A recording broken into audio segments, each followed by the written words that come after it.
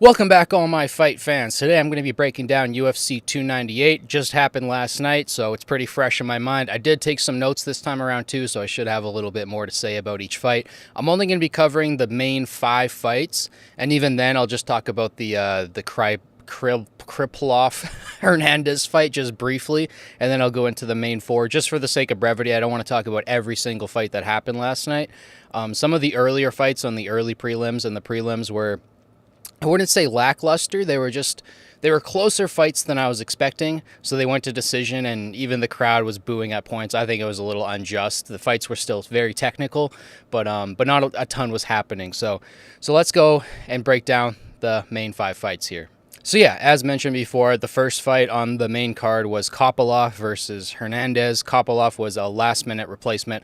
Well, I shouldn't say last minute. He had about a month to prepare for this fight, but still stepping in a little bit short notice. He looked all right. I still believe in that kid. I don't know if he's a kid. I think he's like 30 now, but he's a very sound striker. He's very technical. He's snappy. He just doesn't put together huge combos, and from what we saw last night, his wrestling needs a little bit of work. Hernandez did get him down in the second round. He put a choke on that was very, very close. Kopylov is a tough MF, though, and he got out of the choke just for Hernandez to readjust it, put it on cleanly, and then he was kind of smiling either at the crowd or at his corner while he choked out Kopylov. So I got that one wrong. That one I did not get right. I bet on the Russian as I normally do, and this time it did not work out. And then we have the Merab Henry fight. This one I was actually really, really excited for going into the fight. I said in my prediction video that it was going to be a very close fight and that it was pretty 50-50 for me, but I was leaning towards Henry just because, you know, double champ, he has that experience, and he's got the Olympic gold medal, so I thought his wrestling would slightly edge Merab's, and it did look like that in the first round. The first round was very close. It started in the first minute with Henry throwing a nice low leg kick, and then Merab threw 2 spinning kicks, which I've never seen Merab open a fight like that, but that was like pretty flashy, and they were quick kicks too. Like if those caught Henry, he was out. And then the second minute, Henry rocked Merab with an overhand, so I saw Henry kind of winning the start of that round, but then Merab took Henry down. Henry got back up. Merab stumbled Henry with his own combination. It wasn't quite as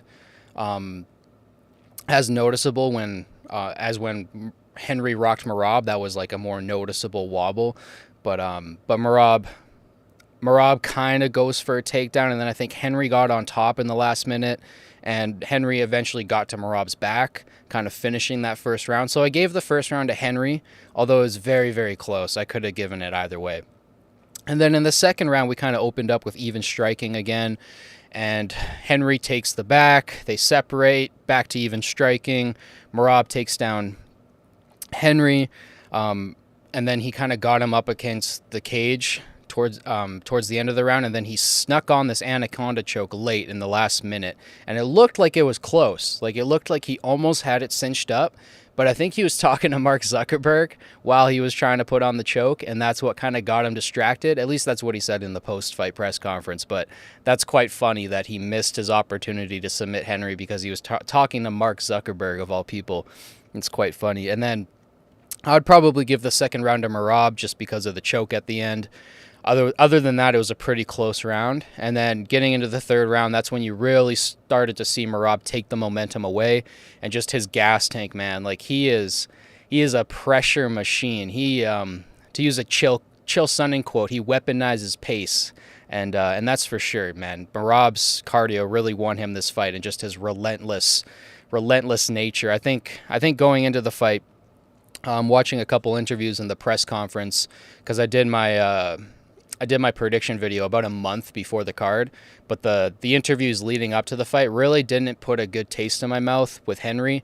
It just didn't seem like he was talking about the fight like he really knew he could win it, like he was super confident, like he was, 5-6 years ago when he was talking about DJ and stuff. He seemed more confident back then, so I was a little bit skeptical actually, like going into the fight. When the fight was starting, I was like dead even. I was like, this is gonna go either way. But yeah, we get into the third round again. It opened up with even striking. held Henry against the cage, and I think he was talking to either the crowd or his corner while he was throwing these cheeky little knees to the thigh. And then Merab, this was like the big moment of the fight. He picks up Henry, walks him across the cage, a la Matt Hughes, and then throws him down. And that was really like the staple. That was really what showed that Merab had taken over the fight. And then Merab had top pressure for a little bit. Not forever, though. Henry scrambled up, and then some cage pressure by Merab to end the fight. Now, I thought this was a very close fight. I just thought Merab's gas tank and pressure won him the fight. But I thought this should have been 5 rounds. I would have really, really liked this to be like a headliner for a fight night or something so that we could get 5 rounds out of it. I know some people will say like, oh, it wouldn't have mattered. Merab would have drowned Henry in the 4th and 5th anyways. But I would have really liked to see it because Henry still, well, he didn't look as motivated in that 3rd round. He still looked like he had the ability to like stand back up and to implement some of his game plan. So I would have liked to see where that fight went in the 4th and 5th. But regardless, Merab won in dominant fashion kind of towards the end there. He really took over. And yeah, it's going to be interesting to see who he fights next. I'm sure it's going to be for the title. It really can't be for anything else at this point. It's just a matter of who it's going to be. I will do a UFC 299 prediction soon here, so stay tuned for that, and we'll talk about the Vera O'Malley fight and kind of the X's and O's of that. But that kind of concludes my kind of breakdown for the Merab Henry fight. So let's get into the next fight. So next we had Neil versus Gary. And going into this fight, I know like 90% of the MMA fan base wanted Jeff Neal to win, even though we don't really care about Jeff Neal. Let's be honest, he's kind of a gatekeeper. We all kind of wanted somebody to stop Ian Gary, just all the stuff he's been talking outside of the cage. But I have to say, going into it, I did pick Ian Gary to win just because of his skill set. I kind of have to separate the fighter from the fighting, if that makes any sense, the art from the artist. And I really do like Gary. I think he is a tremendous talent. This fight, though, showed a couple cracks in his game. So the first round, it really could have went either way. I probably would have given it to Gary for the damage, but it was pretty even striking. Jeff Neal used the clinch a lot throughout the whole fight, but in the first round, he was clinching up Gary, and that seemed to be frustrating him a little bit. And Gary had some nice, clean strikes, man. He had clean boxing. Like, this is one of the... Did I say Gary or Neal? Both of them had clean striking, but Neal had really, really clean boxing in this fight. I think it was actually the cleanest I've seen Neal striking in quite a few fights, but Gary just had some beautiful knees up the middle. He was landing them more in this first round. Towards the end of the fight, those knees were a little bit more elusive and harder to find. I think Neal was starting to figure them out as the fight went on. So again, maybe this fight should have been 5 rounds. I don't know if Neal could have pulled it out of the bag towards the end, but yeah, I probably would have given the first round to Gary, but it was close. The second, again, probably going either way. I saw some people score it for Gary. I actually had it for Neal. I thought the striking was close, but Neal, man, that cage work and his experience, it really showed in that second round. His IQ, he was just figuring things out and really closing the gap. But Gary had these really nice, like, long, darting, fast strikes. He reminds me... I don't want to say of Wonderboy Thompson because Wonderboy Thompson is like so damn technical, but he does remind me a little bit of Darren Till. The way that he's just fast and explosive and he kind of keeps his head up, just that stance that he uses is very similar to Till. So I see a lot of comparisons there. And then in the third, it was very, very close again. I probably would give it to Neal for the cage work again. He just used a lot of that, clinch work up against the cage, and it was really frustrating Gary. And I'm like, okay, if Jeff Neal is frustrating Gary with the clinch work against the cage, Gary's going to run into some big problems later down the road when he has to face even better fighters when it comes to the Muay Thai. So it'll be interesting to see like how he stacks up against other strikers in the future. But that's what makes it so fun to watch these Gary fights. He's a very unique striker. So I had it was very close for me. I thought Neal's experience in cage work slightly won him the fight, but Gary did land 52 strikes to Neal's 39. I think those were significant strikes, but Gary ended up getting the decision, and I'm not mad at it. It was a really close fight. It could have went either way. I'd love to hear you guys. Let me know in the comments who you guys thought won that fight, but yeah, that's what I got for Neal versus Gary. So next up, we have Costa versus Whitaker, and I was super excited for this fight going in. It's just one of those matchups where it kind of reminded me of, Yoel and Whitaker, or Yoel and Costa. Just all three of those guys always come to fight. Whether you like Costa or dislike him outside of the cage, you have to admit when he shows up, he shows up. You can dispute the Israel fight. Let's put that fight aside because it was weird. But Costa, man, when he shows up, that Romero fight's perfect example, and so was this fight. This fight was a banger. It was probably my fight of the night, just for how electrifying it was and how close it was. These guys just beat each other up so badly. But the first round was pretty close. Costa looked so explosive, man. He is the definition of an explosive fighter, and he almost landed 2 head kicks very early in that first round that could have put Rob away. But the striking was even, and Rob was slowly starting to rack up these leg kicks that towards the third round were really starting to add up. But in that first round, he was starting to land these leg kicks that I think the commentators were noticing too, were starting to affect Costa a little bit. And then in the last, I think it was 5 seconds of the first round, Costa threw this spinning kick that actually caught Rob and had him wobbled pretty bad.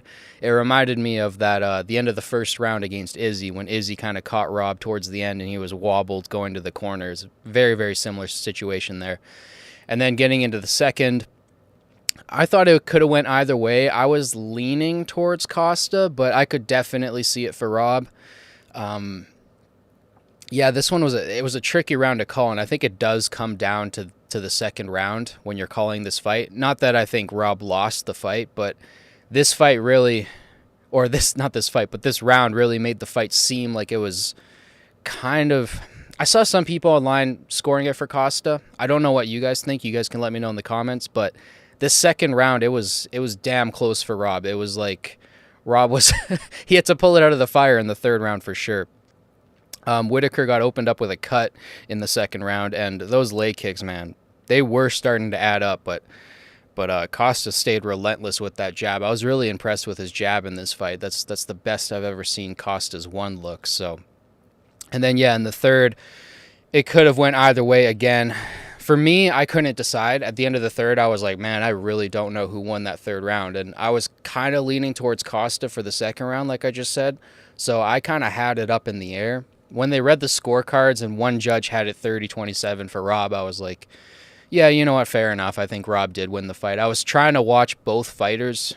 Sometimes as fight fans, we only watch the fighter that we like, and then that kind of plays into our bias. I try to watch the space in between the fighters so that I'm not watching one or the other, so that I'm trying to get like an unbiased perspective. But it's very hard to do that. Like it's incredibly difficult. I'm no pro at that, so I was trying to see, like, did I have any bias in this fight? But from people scoring it heavily for Rob, I was like, okay, fair enough.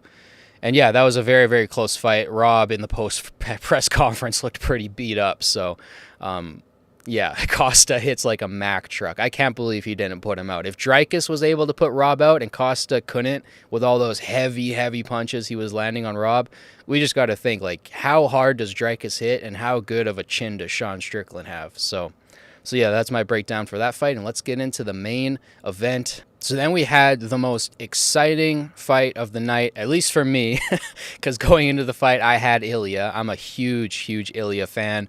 I think he's got GOAT potential, man. Like, he's on the similarities between him and Conor. I know that people were kind of shitting on him coming into this fight because of the press conference. He was kind of acting like Conor McGregor. He stole the belt from Volk. People were like, this guy's trying to be Conor. We got another Ian Gary on our hands. But, man, like, you look at the stats, and they're pretty similar. He wins the belt at 27, same age that Conor won the featherweight belt. They're both on, I think, 15-fight win streaks.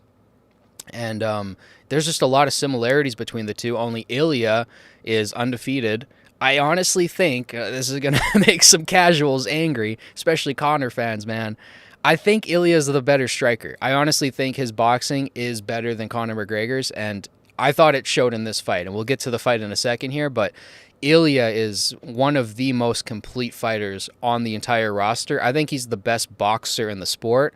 I'm not going to go as far to say that he could be like a boxing champion, especially at his weight class. If he was fighting at 147, guys like Crawford, Spence, Ennis, those guys would be huge problems for Ilya. And I don't think he wants anything to do with the boxing world because he is such a great wrestler that MMA is definitely his sport. And I really think that him winning the belt at this age, with all the skills that he has and the undefeated record, he does have like GOAT potential, not just in the featherweight division, but in the whole sport. So I'm excited to watch this guy. Outside of the cage, it's whatever, man. You know, he's doing what he has to do to sell fights. I'm not really like mad at it. I don't love it or hate it, but yeah, Ilya's a cool guy. I thought Volk definitely won the press conference dressing up as old man Volk. That was hilarious, but didn't play out too well for him. So we only have 2 rounds to cover because I'm sure a lot of you guys know how this fight ended. The first round was very, very close.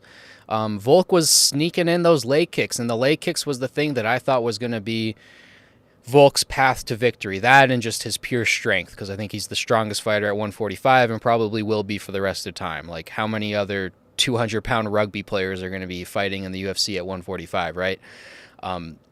But those leg kicks, he was sneaking them in. And Ilya's not really one to play the leg kick game. I think going into this fight, I don't think he even threw a leg kick going into this fight. There's some crazy stat about his leg kicks that I read on Twitter. But those leg kicks, they were sneaking in.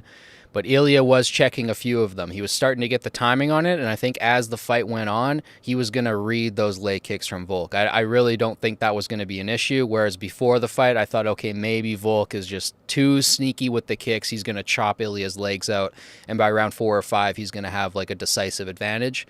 But Ilya was reading it, man. He was reading it, and he was so fast. He was blocking everything. I mean, his blocks are like as fast as his jab. It's insane how quickly he gets his hands up to block, and that's something that you love to see from a fighter, especially when you're cheering for them. You want to see them block fast. You don't want to see somebody with their hands down. Like, I can't even imagine if you're like the biggest Silva fan. I really wasn't when I was growing up. I was more of a GSP guy, but if you were a Silva fan growing up, and you're just watching him with his hands down every fight, it's super, super stressful. So when you have a fighter that you like that gets his hands up quick, it's awesome to see. And yeah, just Ilya is so fast. And he lands like 5-6 punch combos that are perfect. Like perfect placement, perfect timing, precision, everything's there. And he was really like catching up in that first round. I think it was very even. You could have called it either way. But the start of the second, that's when you really saw Ilya.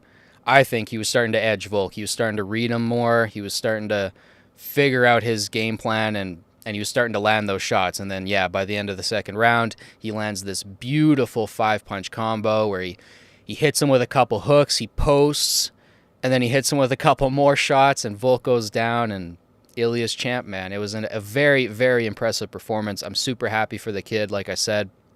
I think he's going to go very, very far in this sport because he's just such a complete fighter. And yeah, I thought that was incredibly impressive to knock Volk out like that.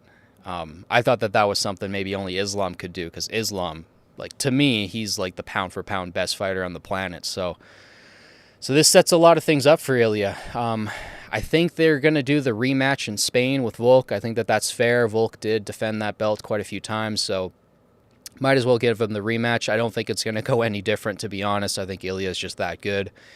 But yeah, it does set a lot of things up for him. There's a lot of great talent at 145 for Ilya to work through. And then if he ever does decide to go up, I know Islam doesn't really plan to stay around forever, and he's looking at double champ status himself, possibly going up to 170 to fight Leon.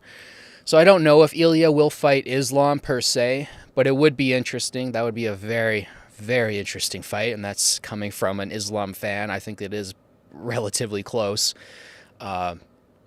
But Ilya going up to 155 for anything would be cool. If in a couple years we see like Arman Sarukian versus Ilya, that would be like one of my dream fights. But yeah, like I said, I'm very excited to see where this kid goes. But let me know in the comments, do you guys want to see Ilya fight Volk in a rematch, or do you want to see him fight other top contenders? Who do you guys think won the Costa-Whitaker fight? I know that one was kind of close.